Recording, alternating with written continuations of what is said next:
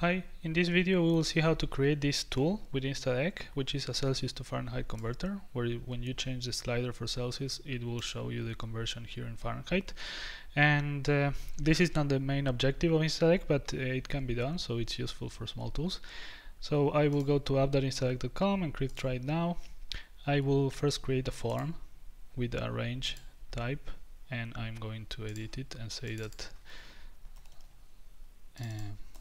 the field is called Celsius, the label is Celsius from 0 to 100, and step 1 is okay.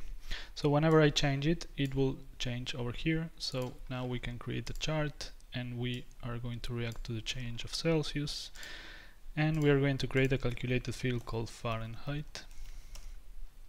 We are going to open the formula editor, and we're going to drop the Celsius, and we have to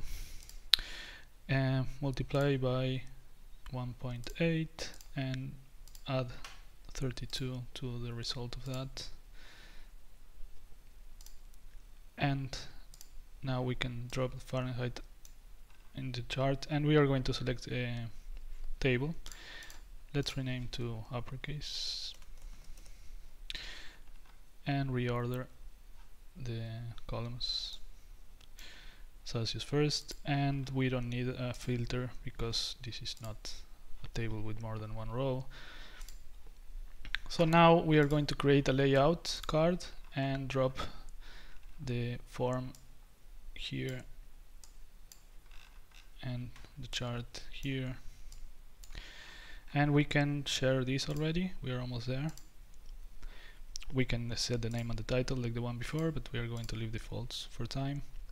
So now the default is 15 because it was the value that was set, and when I change it, it changes, but the beginning it's not set. So what we are going to do is we're going to do two things. We're going to emit change on load, so it has a default value, the table, and we are going to set the default to the human body temperature, which is 36.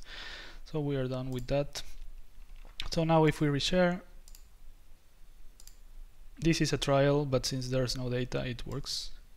And we can either set a title to this chart or remove the title. We are going to do the second thing, which is over here at the bottom, settings, don't show title, and we're going to create a note, which I cannot find, and say Celsius to Fahrenheit. We're going to set this at the title, and we're going to drop that over here. Now we are going to share again. Here we could change the ID and the title of the tab, but we're going to leave it. And now we have our own small application using Instadeq. This is not the main objective, but you can create some interesting tools. Like if you have a source for example, for exchange rate in real time, then you can build a real-time exchange rate calculator, or dollars to Bitcoin or whatever. So this is another use case for Instadeq, and also shows how to use forms and as inputs for other charts, for filters and stuff like that. Bye.